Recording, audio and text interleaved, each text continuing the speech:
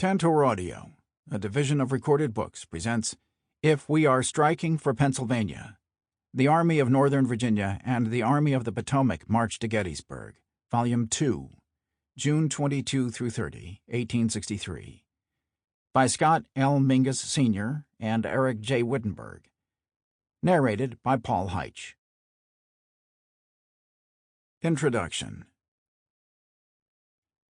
After the Army of Northern Virginia's dramatic victory at Chancellorsville in early May of 1863, General Robert E. Lee met with the Confederate High Command in Richmond to determine his next steps.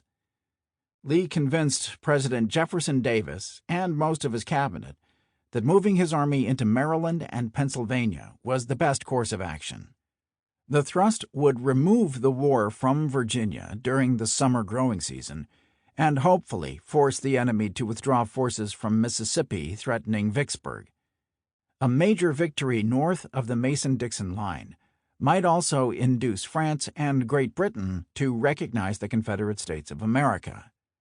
Lee's army remained around Fredericksburg, Virginia, preparing for the forthcoming invasion. On June 3, Major General Lafayette McLaws' division of Lieutenant General James Longstreet's 1st Corps marched for Culpeper, 35 miles northwest of Fredericksburg. Major General John B. Hood's division of the same corps left the next day, as did the divisions of Major Generals Robert Rhodes and Jubal A. Early of Lieutenant General Richard S. Ewell's 2nd Corps. Union balloonists spotted the departure of these three divisions and notified the Army of the Potomac's headquarters. Major General Joseph Hooker, the Potomac Army's commander, ordered his men to prepare to follow. Hooker also sent the 6th Corps across the Rappahannock River to test Lieutenant General A. P. Hill's 3rd Corps positions. Several days of skirmishing followed. Confederate cavalry, meanwhile, had been massing in Culpeper County. On June 5, Major General J. E. B. Stuart, the commander of the Southern Horsemen, held a noisy grand review of his troopers that drew the attention of Union cavalry operating in the area. The review featured mock charges and volleys fired by the horse artillery. Unable to attend that day, General Lee authorized a second grand review for June 8, so he could be there in person. By nightfall on June 7, 5 of the Army of Northern Virginia's 9 infantry divisions were in the Culpeper area, while Hill's 3rd Corps remained in place around Fredericksburg.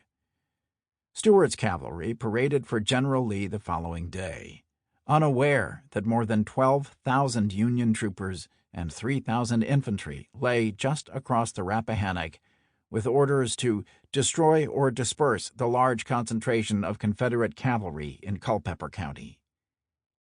The Union cavalry moved out about 5 a.m. on June 9. Brigadier General John Buford's 1st Cavalry Division splashed across Beverly's Ford on the Rappahannock and crashed into the Confederate cavalry on the south bank of the river, commencing a 13-hour battle. Several hours later, Brigadier General David M. Gregg's 2nd Cavalry Division crossed at Kelly's Ford and advanced on Brandy Station, a depot of the Orange and Alexandria Railroad a few miles north of the town of Culpeper. An extended mounted combat at Fleetwood Hill swirled while the advance of Union Colonel Alfred N. Dufier's 3rd Cavalry Division stalled near Stevensburg. Gregg broke off and withdrew after several hours of heavy fighting, leaving Buford and his troopers to fend for themselves. About 5 p.m., Buford received orders to break off and withdraw. His retreat ended the Battle of Brandy Station, the largest cavalry engagement fought on the North American continent. Brigadier General Alfred Pleasonton, the commander of the Union cavalry, failed to fulfill his objective of destroying or dispersing Stuart's horsemen. The mounted battle delayed the beginning of the next phase of the Confederate invasion by only 1 day. Fears of an impending Confederate invasion began to reverberate through the North. Civilians grew increasingly anxious. Pennsylvania Governor Andrew G. Curtin called out the militia to defend the Keystone State. New York Governor Horatio Seymour also called out his state's militia and ordered it to Harrisburg, the capital of Pennsylvania, to reinforce militia gathering there.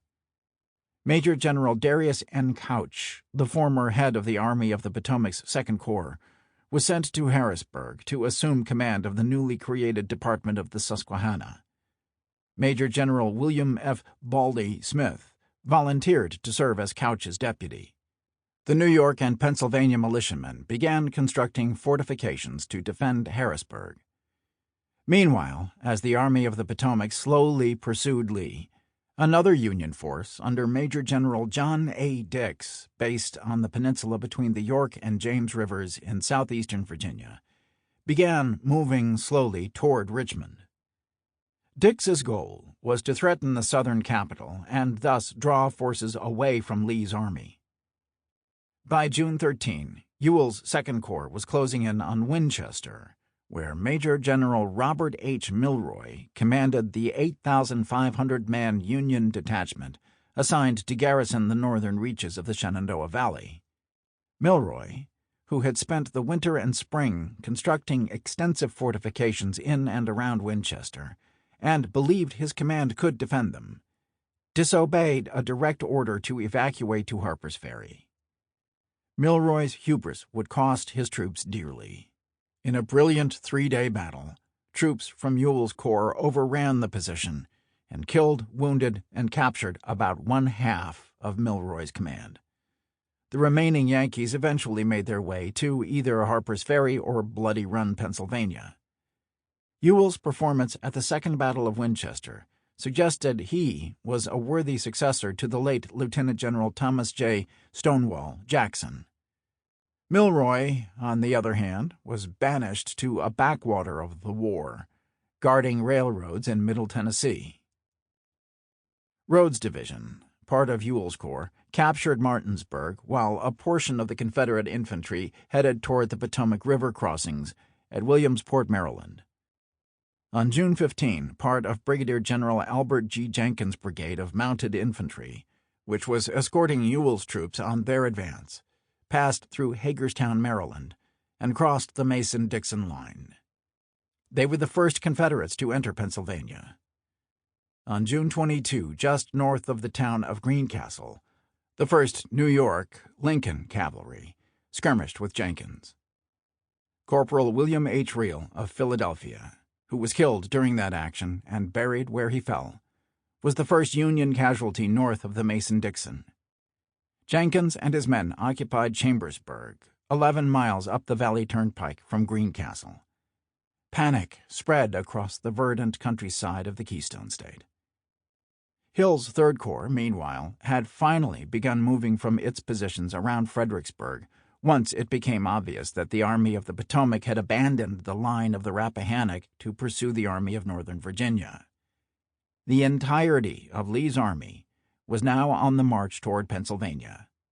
The lead elements of Ewell's infantry splashed across the Potomac River and entered Maryland on June 19. Pleasanton's Union cavalry fought a series of sharp battles with Stuart's troopers in the Loudoun Valley of Virginia. The Blue Horsemen were doing their best to locate the Army of Northern Virginia in the Shenandoah Valley, while Stuart shielded the infantry's advance. The competing cavalrymen clashed at Aldie on June 17, at Middleburg on June 19, and at Upperville on June 21.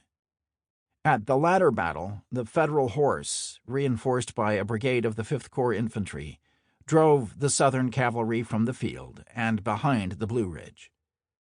Upperville was the first time the Army of the Potomac's Cavalry Corps defeated Stuart and his vaunted troopers on the field of battle. The next day, Stuart received discretionary orders that would inaugurate one of the greatest controversies of the campaign. Lee authorized Stuart to leave 2 brigades to watch the South Mountain passes and guard lines of communication and supply, while he took 3 other brigades and passed around the Army of the Potomac, crossed the Potomac, entered Maryland, and located and protected the flank of Ewell's marching infantry. Stuart could gather supplies along the way for the Army's use. As the respective armies marched, the politics of command reared its head on June 28, when President Abraham Lincoln removed Joe Hooker from command and replaced him with 5th Corps Commander George G. Meade. That evening, a Confederate spy informed Lee of the change and warned him that the Union Army was moving quickly in pursuit. Lee ordered his dispersed corps to coalesce at Cashtown or Gettysburg. Jeb Stuart and his cavalry, meanwhile, had not been in touch with the Virginia Army in days.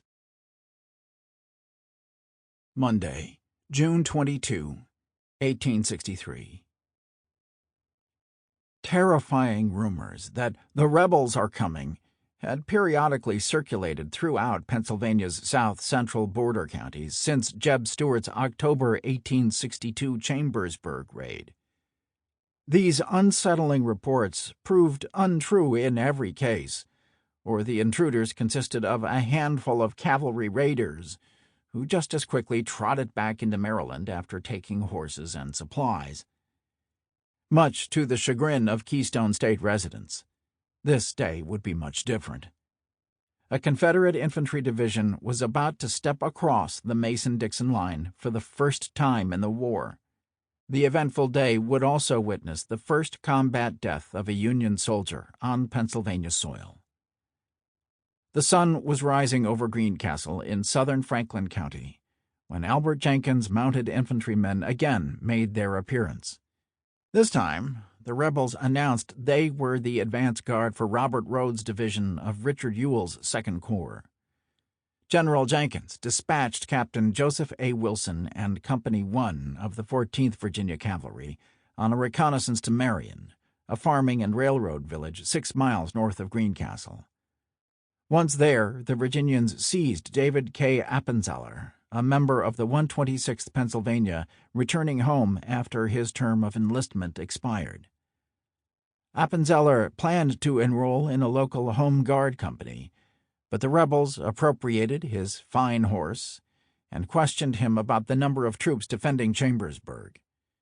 The new prisoner calmly repeated tales that General Couch was on his way from Harrisburg with 20,000 men. Captain Wilson's detachment took the unlucky Appenzeller with them, retired to their main force at Greencastle, and relayed the report to Jenkins.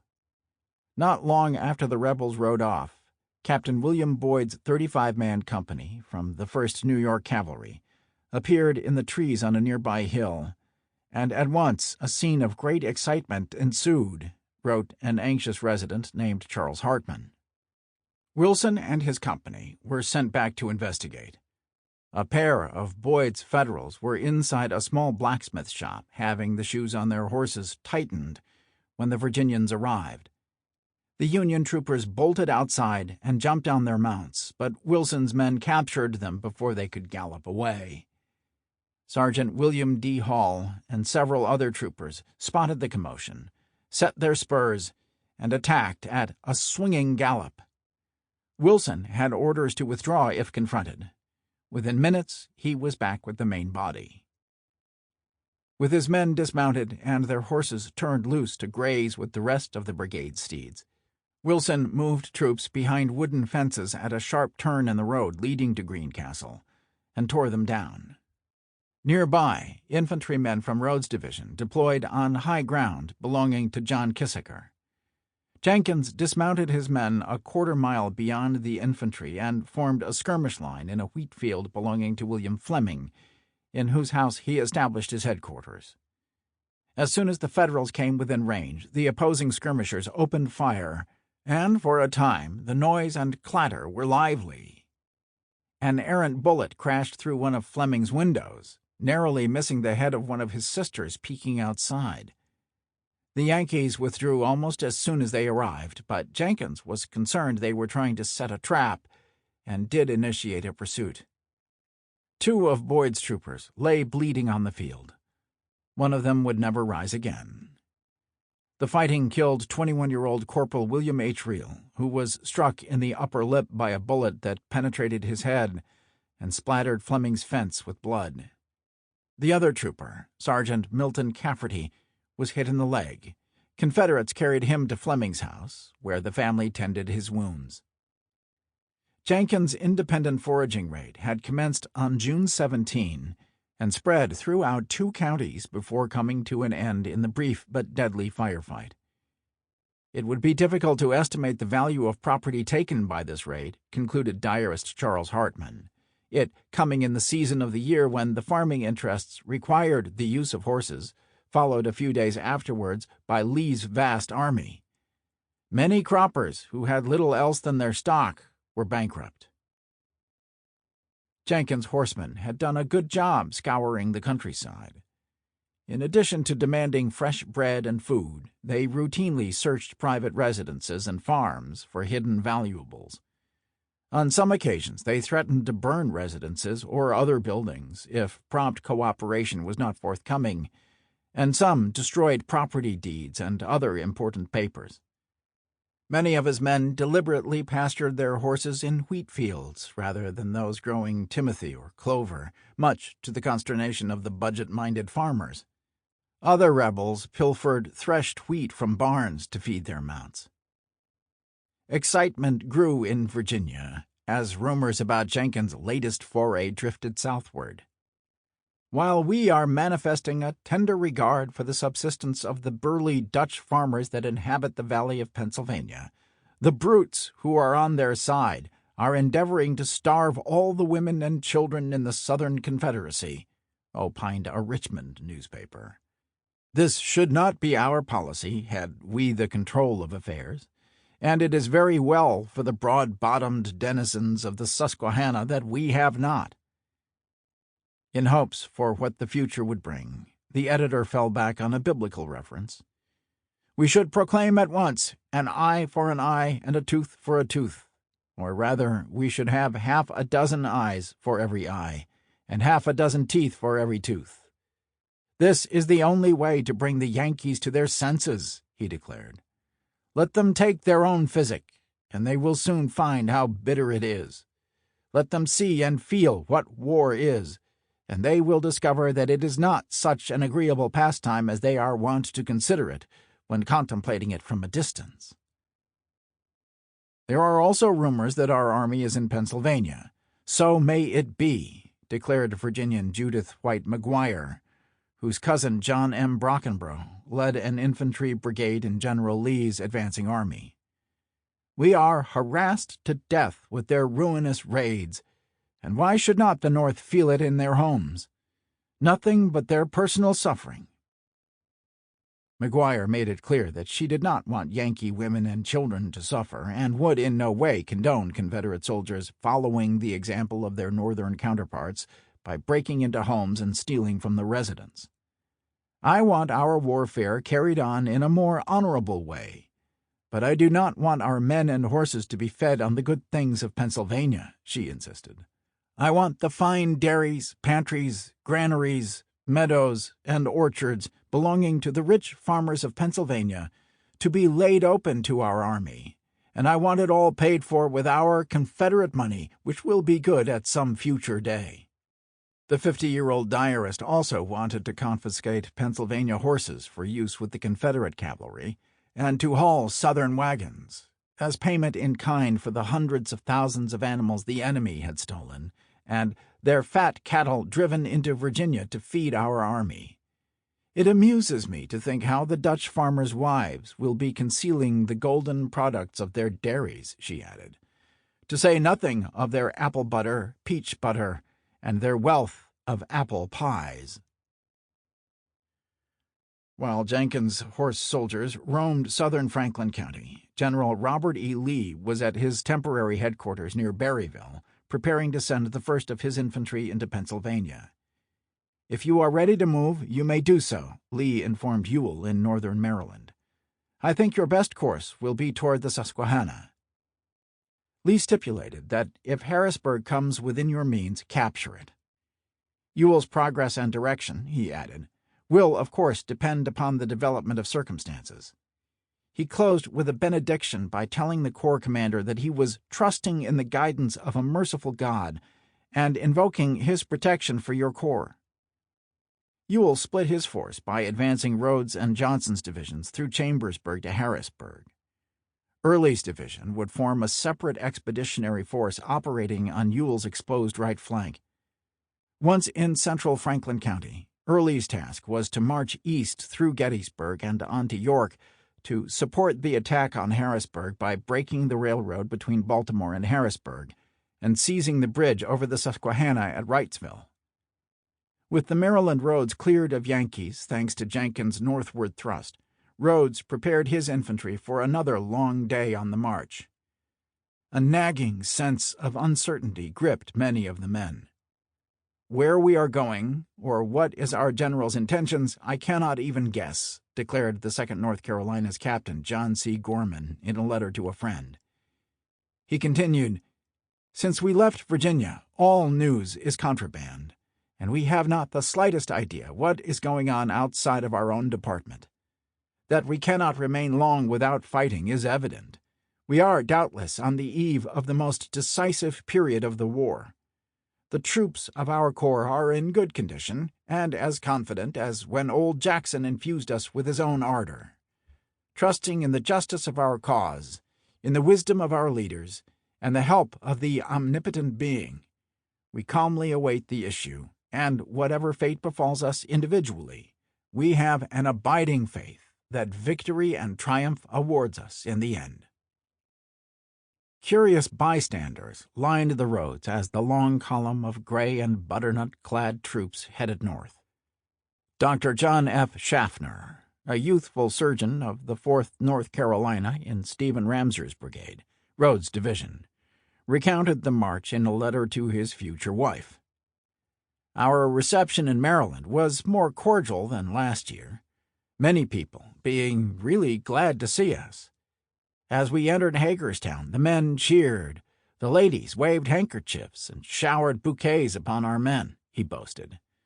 "There are many good Southern people who really wish us success, some of whom have served months in Yankee bastilles rather than take Lincoln's oath of allegiance. The change of sentiment in Maryland can be accounted for easily. The Abolition Proclamation effected something, but the Yankee conscription bill much more," he continued. "These together have made many secesh sympathizers." Rhodes' jubilant soldiers crossed the Mason-Dixon line and celebrated their arrival in Pennsylvania. "I hail it as the proudest day of my life, the day for which I have been looking so long, when Confederate infantry would invade this state," the 5th Alabama's Major Eugene Blackford proudly wrote to his father. "As we approached the line, the band prepared to play, and just as the head of the column reached it, they struck up the bonny blue flag most cheerily." The 53rd North Carolina tramped through Middleburg about 11 a.m. and arrived in Greencastle at 1:30 p.m. "The people seemed downhearted and show their hatred to us by their grim looks and silence, and I am willing to swear that no prayers will be offered for us poor ragged rebels in this town," concluded North Carolinian Louis Leon. "You may believe that the people was very near scared to death, but we treated them with respect," Corporal J.F. Coghill of the 23rd North Carolina informed his parents. Many of the troops camped on the sprawling arm of retired reverend and schoolteacher John S. Luce, north of the Waynesboro Pike, a mile east of Greencastle. Foraging patrols combed the countryside. "We are taking all the horses and cattle that can be found, and have already got hundreds of horses and droves of beeves," gloated Samuel Pickens of the 5th Alabama. Rhodes appointed Colonel Edward Willis of the 12th Georgia as provost marshal, and charged him with keeping order in Greencastle. Ably assisted by Captain J. Thomas Carson and the regimental adjutant, Willis succeeded in his task. Local historian Jacob Hoke commented that the rebels maintained excellent order during their stay. That excellent order did not apply to what befell local orchards and distilleries. "I had as many cherries as I could eat this evening," rejoiced Private Pickens. "There is a light-colored cherry that is almost as large as our plums and very juicy, the finest I have ever seen. Some of our boys foraging around found some whiskey hid in the woods," wrote a happy private in the 14th North Carolina named William A. Smith. "Our chaplain had a prayer service that night. Apparently, some men are more susceptible to good influence of John and his corn, as they had to crawl to the prayer service. It was ludicrous, and to some an amusing sight, to see with what eagerness they sought places in the congregation, crawling one over the other. This was the first night in a free state for most of the enslaved or paid black servants and teamsters accompanying the rebel division. At least one man took advantage of the situation. Ben, the Negro cook of Lieutenant William A. Lyles, took French leave for the Yankees. Never heard of him again, recalled Private Smith. This is the only case of desertion in our company, he hastened to declare. The incursion was not all cherries and cheering. Many of our boys have worn out our shoes and our feet in bad condition, bruised and bleeding. But they would keep up, continued the Tar Heel. We often wonder if the Yankees could bear their hardships. General Rhodes said, none but the best of soldiers would make such sacrifices. The love of Dixie, freedom, and independence filled our hearts. David McConaughey, a Gettysburg lawyer and Union agent, had organized a group of wide-ranging civilian scouts for the approaching emergency. Some of them ventured south toward Greencastle and spotted the Confederate infantry. McConaughey wired General Couch the alarming news that 7,000 rebels now occupied Greencastle. Throughout the region, efforts intensified to prepare for what now seemed inevitable, a Confederate thrust toward the interior of the state. Anxious residents who had not yet done so scrambled to evacuate or hide their valuables, property, and livestock.